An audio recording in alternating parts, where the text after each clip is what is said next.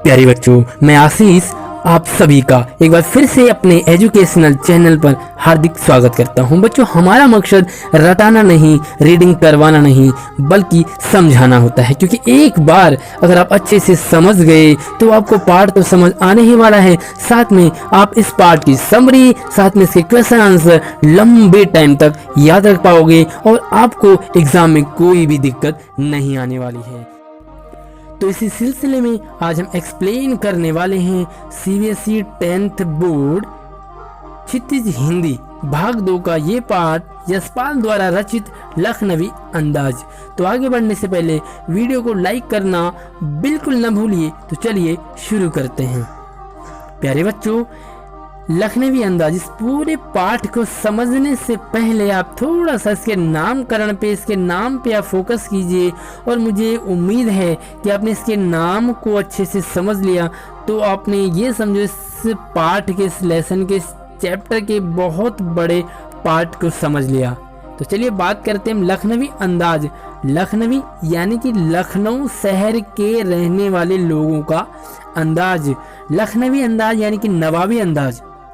प्यारे बच्चों, आपको थोड़ा सा इसके बैक में ले चलता हूँ कि लखनऊ के जो लोग होते हैं वो अपने नवाबीपना के लिए काफ़ी प्रसिद्ध होते हैं, फेमस होते हैं।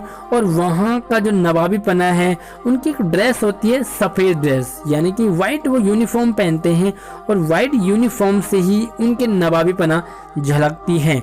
इस पाठ में जो यशपाल जी हैं, उन्होंने ऐसे नवाब जो कि दिखावा, उच्च वर्ग का ढोंग करते हैं, अपने आप को सामंती वर्ग में मानते हैं, बनावटी शैली में जीते हैं, बनावटी नवाब बनते हैं, लखनऊ नवाब बनते हैं, ऐसे अंदाज में जीते हैं। उन लोगों पर, उन बनावटी लोगों पर, उन सामंती वर्ग पर तीखा, करारा, तगड़ा वाला व्यंग्य मारा है, कटाक्ष किया है। तो इसी कटाक्ष को शुरू करते हैं, हम आगे बढ़ते हैं। और इंटरेस्टिंग कहानी की शुरुआत होती है ट्रेन से।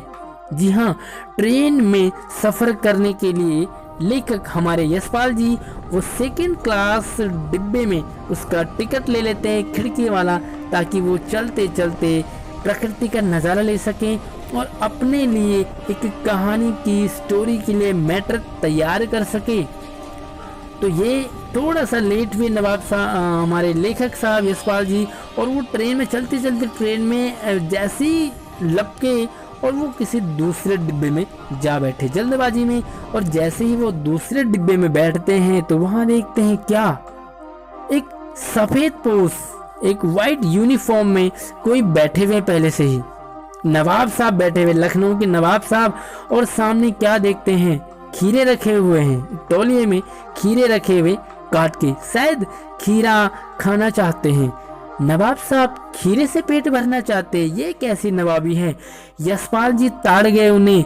जैसे ही वो नवाब साहब की तरफ देखे और नवाब साहब ने आंखें फेर ली, उनकी तरफ न बात किया, न कोई हाय हेलो हुई, बल्कि जैसे ही लेखक भी उसी डिब्बे में बैठे तो नवाब साहब अनकंफर्टेबल फील करने लगे, यानी कि असहज।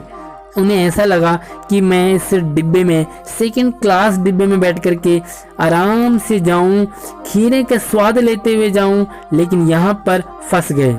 लेखक हमारे यशपाल जी भी उसी डिब्बे में जा घुसे, खाली बैठे हुए देखा, अनुमान लगा लिया कि हमारे नवाब साहब कुछ बनावटी हैं, ढोंगी हैं। सामने खीरे रखे हुए, खीरे का कोई तो मतलब नहीं होता है। हमने कनखियों से नवाब साहब की तरफ देखा और नवाब साहब ने फिर से मुंह फेर लिया और वो खिड़की से बाहर झांकने लगे, यानी कि नवाब साहब ने लेखक यशपाल जी को इग्नोर कर दिया। ओह, नवाब साहब ने सहसा अचानक संबोधन किया, हेलो किया लेखक को, आदाब अर्ज जनाब, खीरे का शौक फरमाएंगे। यानी कि जो खीरे खुद खाने के लिए रखे हुए थे, अब बेइज्जती से महसूस हुई थोड़ी सी खीरे से गुजारा करने वाले नवाब साहब। तो नवाब साहब ने सोचा कि एक और नवाब जब मेरे सामने, यशपाल जी भी वाइट यूनिफॉर्म में, उनकी तरफ खीरे बढ़ाए। और हमारे लेखक जी थोड़ा सा, वो तो थे इंटेलिजेंट, स्मार्ट थे, और उन्होंने भी सहसा मना कर दिया। अचानक से मेरी तरफ कैसे खीरे बढ़ा रहे हैं, यानी कि खुद ढोंगी नवाब हैं तो मुझे भी अपने ढोंग में लपेटना चाहते हैं। तो हमारे यशपाल जी ने भी उन्हें मना कर दिया, जी आप खाइए खीरे। वाह, तो देखा नवाब साहब को थोड़ी सी अपनी बेइज्जती सी महसूस हुई। खीरे मैंने आगे बढ़ाए थे लेखक साहब के पास, उन्होंने मना कर दिया तो इंसल्ट सी फील हुई। खैर खिड़की से बाहर देखने लगे। एक पल उन्होंने तौलिया निकाला, उसे झाड़ा, फिर से एक लोटा निकाला अपने सीट के नीचे से और खीरों को धोने लगे। ध्यान से समझना आप कहानी को। खीरे धोने लगे, चाकू निकाला अपने बैग से और खीरों को इस तरह काटने लगे जैसे इनकी सर को काटते हैं, गर्दन को, और उसे झाग निकालते हैं इस अंदाज में। और फिर धो के बढ़िया फर्स्ट क्लास तरीके से उन्हें सजाने लगे। फिर से नवाब साहब ने नमक निकाला, जीरा निकाला, मिर्ची निकाली और बिल्कुल तरीके से खीरों में लगाया और उन्हीं खीरों को उठाया और अपने मुंह के पास ले जाने लगे। उसका रसा स्वाद करने लगे, उसका आनंद लेने लगे। लेखक ने कहा, हम भी कनखियों से देख रहे थे। लेखक नवाब साहब को देख रहे थे। मियाँ रईस बनते हैं, नवाब बनते हैं, लखनऊ के उच्च वर्ग के बनते हैं, लेकिन लोगों की नज़रों से बच नहीं सकते, खासकर मेरी नज़र से तो बिल्कुल नहीं बच सकते। और देखो किस तरह अपनेपन पे आ रहे हैं, अपनी असलियत पर उतर आए हैं। खीरे खाने से ही काम चला रहे हैं। जैसे ही खीरों को खाने वाले थे नवाब साहब, एक बार फिर से नमक सब फर्स्ट क्लास लगा करके एक बार फिर से सोचा क्यों ना लेखक की तरफ बढ़ाऊं, और फिर से बढ़ाया।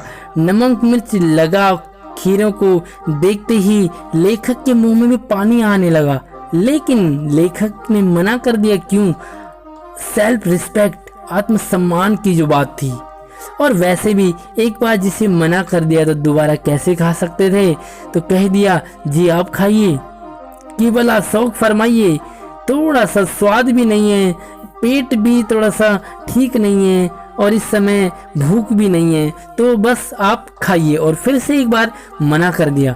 नवाब साहब ने भी आंखों से ही नमक मिर्च के संयोग से चमकते खीरों की फांकों की ओर देखा। एक नजर से खीरों की तरफ नजर दौड़ाई, खिड़की से बाहर देखकर एक लंबी सांस ली। खीरे की एक फांक, एक टुकड़े को उठाया, होठों तक ले गए और फांक को सूंघ कर ही अपनी पलकें बंद कर ली, जैसे कि वो सूंघ कर ही उसका स्वाद ले रहे हों। मुंह में पानी भर आए, पानी के घूंट को जैसे उन्होंने अंदर किया, पेट के स्वाद ले रहे हैं, ललचा रहे हैं। अब नवाब साहब ने फांक को खिड़की से बाहर फेंक दिया। नवाब साहब खीरे की फांकों को नाक के पास ले जाते हुए उसका स्वाद लेते रहे और सभी खीरों को एक एक करके खिड़की से बाहर फेंक दिया। लेखक हमारे हैरान, ये कौन सा नया तरीका है स्वाद लेने का, खाना खाने का। तो इसी तरह से एक एक फांक को नाक के पास ले गए, उसे सूंघा, स्वाद लिया और उसे बाहर फेंक दिया। मानो अपनी बेइज्जती को एहसास करते हुए वो दिखाना चाह रहे थे कि ये खीरे हम खाने के लिए नहीं बल्कि इनका सिर्फ स्वाद लेते हैं, और सभी खीरों को बाहर फेंक दिया।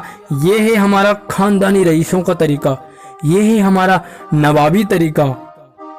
लेखक तो पहले ही ताड़ गए थे, ये नवाबी नहीं बल्कि दिखावा है, ये ढोंगी नवाबी हैं।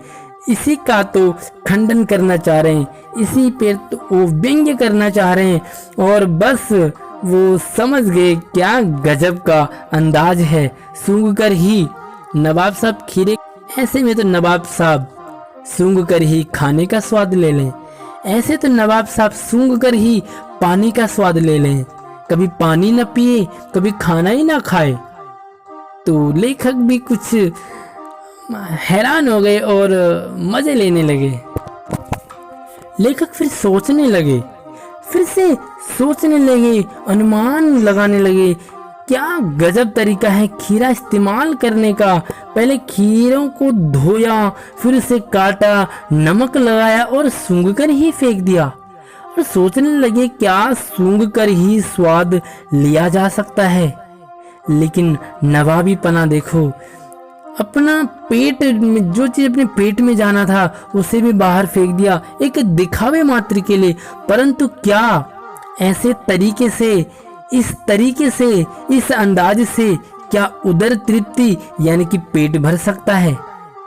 स्वाद ले लिया सिर्फ होठों से ही, सिर्फ मन से ही, लेकिन पेट में तो नवाब जी के चूहे कूद रहे हैं। नवाब साहब की ओर से पेट के ऊपर एक हाथ फेरा नवाब साहब ने और एक लंबी डकार शब्द सुनाई दिया। और नवाब साहब हमारी ओर देखकर कह गए, खीरा लजीज होता है लेकिन होता शकील है, मुराद मैदे पर बोझ डाल देता है। यानी कि नवाब साहब भी ये दिखावा करना चाह रहे हैं कि ये पेट के लिए ठीक नहीं होता, लेकिन हाँ स्वाद मैंने ले लिया इसका। और जो पेट में चूहे कूद रहे थे और उसको दबा बैठे। नवाब साहब चक्षु ज्ञान खुल गए, पहचाना ये हैं नई कहानी के लेखक। हमारे यशपाल जी भी आंख उनके खुल गए, हैरान हो गए और सोचने लगे कि खीरे की सुगंध और स्वाद की कल्पना मात्र से अगर पेट भर जाए, डकार आ सकता है, पेट भर सकता है। बिना पानी पिए अगर हमारी प्यास बुझ सकती है, बिना कुछ खाए अगर हमारा पेट भर सकता है, तो क्या बिना विचार के, बिना घटना के, बिना हीरो हीरोइन, बिना पात्रों के, बिना लेखक की इच्छा से भी तो कहानी लिखी जा सकती है।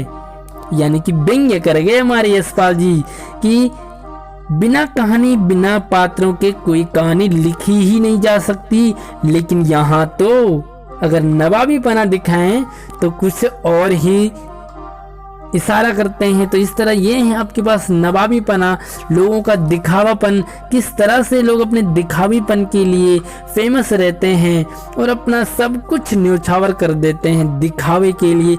और ये है हमारा नवाबी लखनवी अंदाज, जो कि कई लोगों का अंदाज आपकी क्लास में भी इसी तरह का होता होगा, जो होते कुछ और हैं और दिखावा कुछ और करते। प्यारे बच्चों, वीडियो को लाइक कर दीजिए और कोई डाउट हो तो कमेंट में ज़रूर पूछें। आप वीडियो को शेयर कीजिए। धन्यवाद।